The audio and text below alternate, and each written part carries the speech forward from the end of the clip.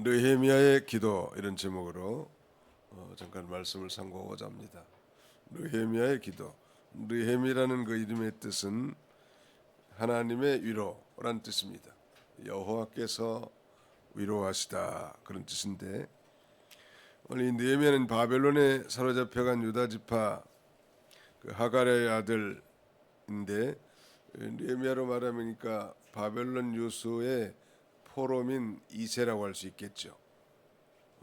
우리가 잘 아는 이스라엘 남북조 시대에 백성들이 범죄함으로 북이스라엘은 저 아수르에 주전 722년, 남유다는 저 바벨로니아에 주전 586년에 다 이렇게 망하고 사로잡히게 됐습니다.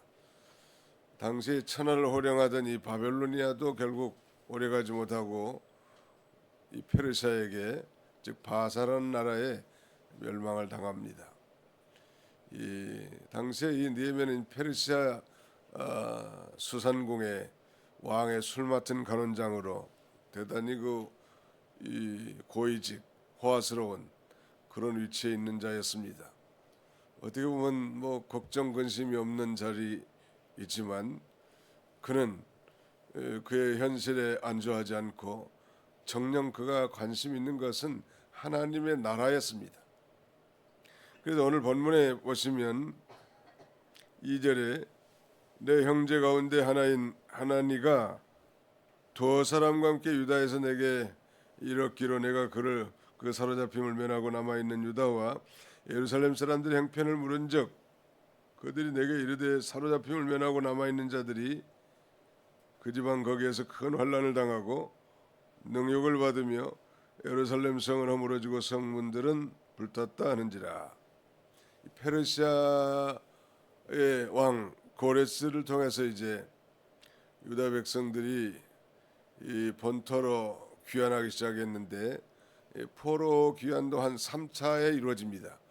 제1차 포로는 수르바벨 주도하에 주전 538년에 이루어졌고요. 그리고 수르바벨은 우리가 배운 대로 성전을 재건한 인물이죠. 그리고 제2차 포로는 주전 457년 에스라가 주도해서 이제 이루어졌고, 제3차 포로가 이제 주전 444년 소위 느헤미야에서 이제 포로가 제3차 포로가 기한이 되는데, 그러니까 느헤미야의 시점은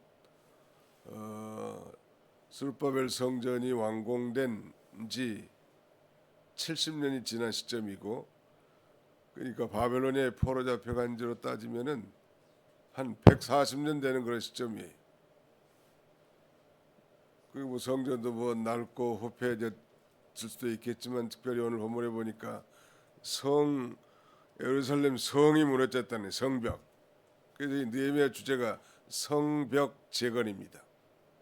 또 성만 무너진 게 아니라 성문은 다 불탔다니, 얼마나 당시에 이 칼과 화살로 싸우는 시대에 견고한 성은 대단히 중요한 의미가 있는데, 예루살렘을 두르고 있는 이 성이 다 허물어졌다는 거, 성문이 불탔다는 거, 그리고 이제 포로에서 귀환한 그 남은 자들의 형편이 참 비참했다는 소식을 이 하나니를 통해서 듣게 됐다는 말. 그는 지금 왕궁에서 술 맡은 간원장으로서 대단한 직위와 안위를 누릴 수 있는 그런 위치지만, 그가 그 질문한 내용을 보면 그가 무엇에 관심 있는지를 좀 알 수 있죠. 거기 한번 보세요. 2절 다시 한번 읽읍시다. 2절 시작. 내 형제들 가운데 하나인 하나니가 두 사람과 함께 유다에서 내게 이르기로 내가 그 사로잡힘을 면하고 남아있는 유다와 예루살렘 사람들의 형편을 물은즉, 질문한 거예요. 어떻게 살더냐고. 느헤미야의 관심은 바로 그거예요. 오늘 우리들의 관심은 무엇일까요? 우리 동일한 관심을 다 갖고 있으려고 생각이 됩니다. 우리가 무엇을 하든지 어디에 있든지 항상 하나님 나라, 즉 그의 나라와 그의 의를 구하는 것이 우리의 주된 관심사여야 할 것입니다. 즉 믿는 일, 엄밀하게 말하면 믿는 일이 메인 잡이고 그 다음에는 세상 일은 사이드 잡이라고 볼 수 있는데, 즉 본업이 믿는 일이고 우리 성도는 부업이 세상 일이에요. 하나님께서 이 사이드 잡, 부업을 주신 것은 본업, 믿는 일을 잘 하도록 하기 위한 것입니다. 우리가 또 지금까지 그렇게 다 살아오지 않았습니까? 그래서 이 느헤미야의 관심은 이 예루살렘에서 돌아온 그 하나냐에게 있었는데, 그 형편을 물어보니까 비참하단 말이에요.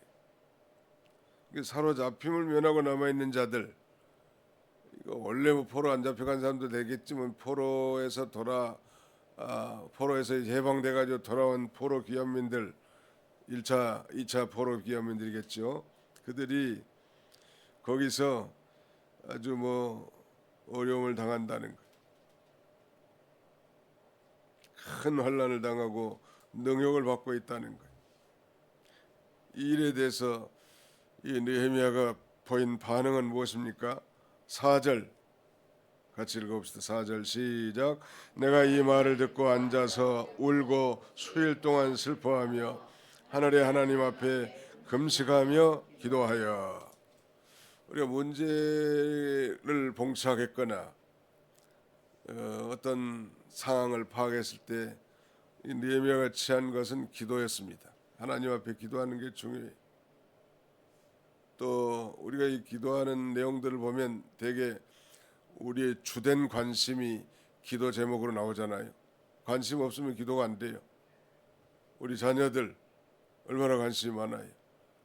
우리의 직장과 사업장, 우리의 건강 문제, 가족들 문제, 이건 뭐 기도의 단골 메뉴인 것은 우리들의 관심이 거기 많기 때문에 그렇고, 또 교회를 위해서 기도하는 것도 하나님 나라와 교회에 관심이 있기 때문에 기도가 되는 거예요.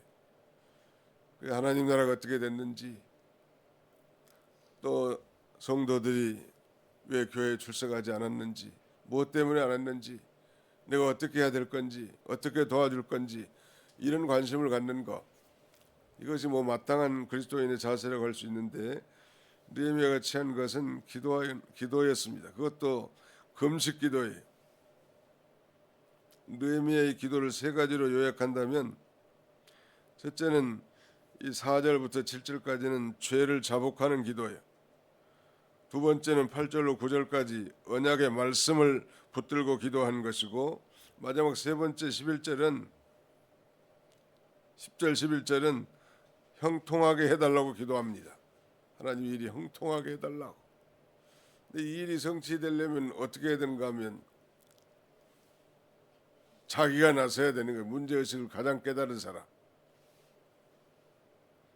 자기가 나서려면 당시에 페르시아의 황제 아닥사스다 왕의 마음을 하나님이 감동시켜 줘야 된단 말이에요. 쉬운 일은 아니죠. 근데 성경의 잠언에 보면 왕의 마음이 마치 보의 물과 같아서 여호와께서 임의로 인도하시느니라 라는 말씀이 있단 말이에요. 왕의 마음을 움직이실 분도 하나님이시다 하고 하나님 앞에 기도하니, 기도하면 길이 열리고 기도하면 회복이 시작되는 것입니다.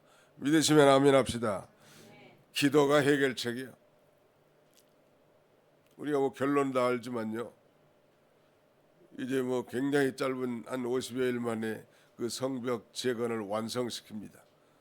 느헤미야의 기도를 하나님이 들으시고 하나님께서 그 뜻을 성취하게 하시는 거예요. 우리가 할 일도 마찬가지. 우리가 가진 거 없고 부족하지만 우리 하나님은 전능하신 하나님이시고 우리의 기도를 들으시는 분이신데, 그 하나님 앞에 먼저 죄를 철저하게 자복하고 회개하는데, 느헤미야를 보니까 자기만 회개한 게 아니라 자기 조상들의 죄까지, 자기 아비의 죄까지 회개합니다. 과거에 그 조상들이 하나님 앞에 우상을 숭배하고 안식일을 범하고 하나님보다 세상 세력을 더 쫓아가니까 바벨론에 포로 잡혀가지고 이렇게 비참하게 포로 생활했고, 하나님이 긍휼히 여기셔서 다시 이 포로 귀환시켜서 성전을 재건해놨지만 오늘의 형편 보니까 또 한 70년 지나다 보니까 너무 해파되고 성은 다 무너지고 성 문짝들은 다 불탔고 비참하단 말이에요. 이걸 가만 보고만 있을 수 있겠냐는 말이에요. 그래서 기도하는 거예요. 하나님 앞에.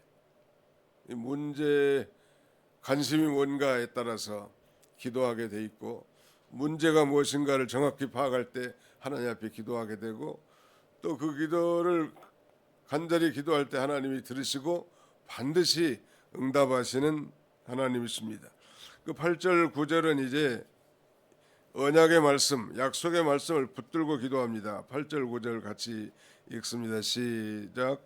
이적에 주께서 주의 종 모세에게 명령하여 이르시되 만일 너희가 범죄하면 내가 너희를 여러 나라 가운데 흩을 것이요 만일 내게로 돌아와 내 계명을 지켜 행하면 너희 쫓긴 자가 하늘 끝에 있을지라도 내가 거기서부터 그들을 모아 내 이름을 두려고 택한 곳에 돌아오게 하리라 하신 말씀을 이제 청하건대 기억하옵소서. 우리가 기도할 때도 특별히 주일날 받은 말씀이나 또 새벽에 주신 말씀들 마음에 깊이 새기는 것 중요합니다. 이걸 뭐 새김질 기도라고도 말합니다. 이 반추 동물이 보통 그 정한 동물에 해당되죠. 반추라는 건 위에다 먹이를 저장했다가 또 다시 꺼내 가지고 되씹는 동물을 반추 동물이라고 합니다. 우리 예수 믿는 사람들 하나님 말씀을 듣고 한 번 듣고 은혜롭다, 은혜 받았네 하고 흘러떠내는 것이 아니라 그 말씀을 묵상하고 암송하고 그 말씀을 붙들고 기도할 때 능력의 말씀이 된다는 거. 죄를 잡아가면서 기도하는데 하늘의 하나님을 찾으면서 기도하고 또 언약의 말씀을 이제 붙들고 이렇게 기도하는 거예요. 그 내용은 하나님의 백성이 범죄하면 이 하나님께서 열국에다 흩트려 버리시고 또 회개해서 하나님의 말씀을 준행하면 열국에서 다시 돌아오게 하시겠다는. 우리도 마찬가지. 오늘 십계명, 우리 그리스도인들, 구원받은 그리스도인들이 어떻게 살 것인가, 그 삶의 방침이 바로 십계명입니다. 십계명을 준수하며 살라는 거예요. 그런데 뭐 십계명을 완벽하게 준수한 사람이 누가 있겠습니까? 많은 그래도 신앙과 생활에 정확무어한 유일한 법칙이 하나님의 말씀이고 그걸 요약하는 게 십계명이기 때문에 이 언약의 말씀을 붙들고 사는 거예요. 제 일은 나 외에는 다른 신을 내게 있게 하지 말지니라 했단 말. 내가 하나님보다 요새 더 지배받고 따라가고 의지하고 사랑하고 기대는 것이 뭐가 있는가? 그걸 제거하는 거예요. 뭐 보이는 우상을 섬긴 사람이 있겠습니까? 믿는 사람들이 하나님보다 더 사랑하고 하나님보다 더 지배받고 하나님보다 더 의지하고 하나님보다 따라가는 게 우상이라는 거예요. 십계명의 말씀을 붙들고 기도해도 뭐 한 시간이 금방 갈 것 같아요. 우리가 그대로 살지 못한 걸 통렬하게 회개하고 또 그 말씀대로 살도록 결심하고, 사실은 십계명만 잘 준수하는 성도라면 그 인생의 행복과 형통함은 보장되었다고 자신 있게 말할 수 있습니다. 정말 구원받은 성도들이, 아니 정말 어떤 민족이 하나님의 말씀인 십계명을 따라 사는 그런 민족이 있다면 아마 그 민족은 세계 모든 민족 가운데 뛰어난 민족이 되게 할 것입니다. 예수를 믿고 구원받은 성도들이 어떻게 살아야 합니까?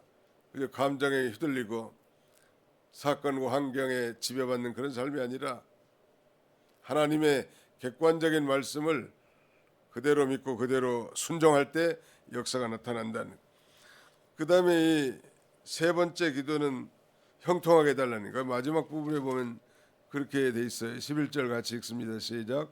주여 구하오니 귀를 기울이사 종의 기도와 주의 이름을 경외하기를 기뻐하는 종들의 기도를 들으시고 오늘 종이 형통하여 이 사람 앞에서 은혜를 입게 하옵소서 했나니 그때 내가 왕의 술과 언원이 되느니라.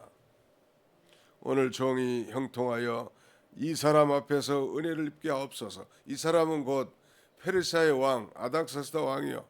그 왕 앞에 은혜를 받아야 그는 왕 밑에 신하고 매이 있는 사람이기 때문에 왕의 긍휼과 또 왕의 이 자비가 필요하단 말이에요.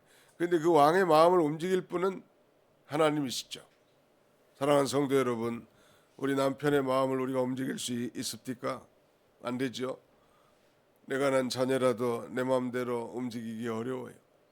우리 하나님 앞에 기도하면 하나님이 그 자녀의 마음을 감동시켜 주시고 남편의 마음도 감동시켜 주셔서 그 일을 성취하게 하는 거예요.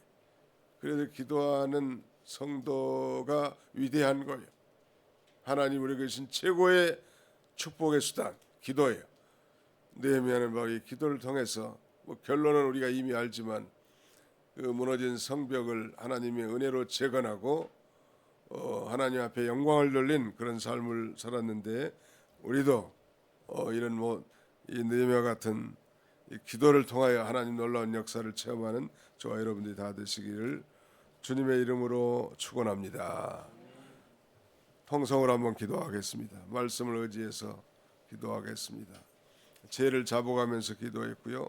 언약의 말씀을 붙들고 기도하고 세 번째는 형통하게 해달라고 기도했다고 했는데 우리의 관심이 무엇인지 질문하고 그 주된 관심을 붙들고 하나님 앞에 기도하면 하나님이 반드시 들을 줄 믿는 이런 믿음으로 하나님 앞에 간절히 부르짖겠습니다. 살아계신 우리 아버지 하나님 감사합니다. 이 새벽에도 저희를 주의 전으로 불러주시고 함께 말씀을 상고하며 기도할 수 있도록 은혜 주심을 진심으로 감사하고 감사를 드립니다. 그는 페르시아의 수산궁에서 참으로 높은 관직과 평안과 안위를 아버지 유지할 수 있었지만은 그런 것에 관심이 있는 것이 아니라 정말 나라 하나님의 나라에 관심을 가지고 질문하고 참으로 그 비참한 하나님 나라의 상황을 듣고 울며 아버지 하나님 금식하면서 아버지 기도했다고 했습니다. 자비로우신 우리 아버지 하나님 우리도 이런 마음을 갖게 해주시고 정말 하나님 나라에 대한 그런 안타까움을 가지고 하나님 앞에 기도하며 아버지 가까이 나갈 수 있는 모두가 되도록 우리 하나님 아버지 함께 해주시기를 간절히 바라옵고 원합니다. 무너진 성벽을 재건하는 아버지 거룩한 비전을 갖게 해주시되 아버지 우리도 이런 거룩한 비전을 가지고 아버지 하나님 앞에 간절히 기도함으로 응답받게 해주시옵소서. 그 하나님 앞에 하늘의 하나님 앞에 기도할 때 먼저 죄를 철저히 자복하고 기도했다고 했사오니 우리의 허물과 죄를 주님이 다 아십니다. 저 십자가의 보혈로 정결하게 써주시고 도말하여 주셔서 깨끗하고 정결한 심령으로 우리 하나님 앞에 가까이 나갈 수 있는 우리 모두가 되도록 우리 하나님 아버지 인도하여 주시기를 간절히 바라옵고 합니다. 언약의 말씀을 붙들고 기도했다고 해서 우리가 평소에 듣고 배운 하나님의 말씀이 아버지 생명인 줄 알고 그 말씀을 붙들고 하나님 앞에 간절히 기도하는 저희가 되게 해주시기를 원합니다. 하나님께서 아버지 형통하게 주시옵소서. 아버지 우리 도봉교를 사랑해 주시고 55년 전에 이곳에 교회를 세우시고 많은 생명들을 구원해 나가신 아버지 하나님 이렇게 건물도 오래되어 이제 아버지 깨끗하게 수리하고자 아버지 준비하고 시작했사오니 이 일이 정말 순적하게 이루어지도록 도와주시고 모든 사람들의 마음을 감동시켜서 하나님의 모든 역사에 참여할 수 있도록 도와주시고 모든 성도들 감동시켜서 함께 기도하며 하나님 앞에 간구함으로 놀라운 역사를 경험하는 귀한 예게 되도록 우리 하나님 아버지 함께 해주시기를 간절히 바라옵고 합니다. 자비로우신 우리 아버지 하나님 육신의 질고로 고난 중에 있는 형제들이 있습니다. 하나님의 불쌍히 여겨주시고 능력의 오른팔로 안수 안타라서 깨끗하게 회복시켜 주시기를 원합니다. 자비로우신 아버지 어려운 일을 당하고 간구하고 소원을 아뢰는 죄의 백성들의 기도도 하나님 들어 응답해 주시옵소서.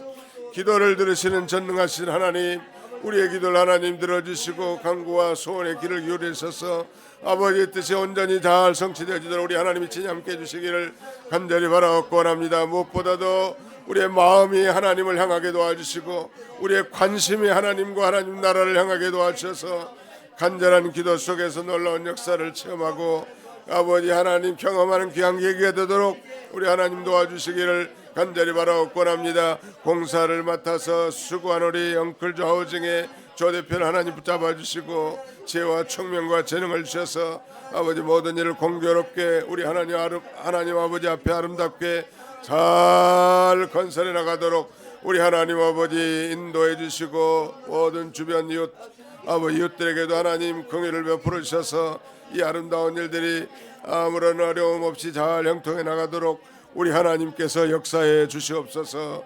자비로우신 아버지 하나님 앞에 모든 걸 맡기옵고 감사드리오며 우리를 죄에서 구속하신 예수님의 이름으로 기도하옵나이다. 아멘.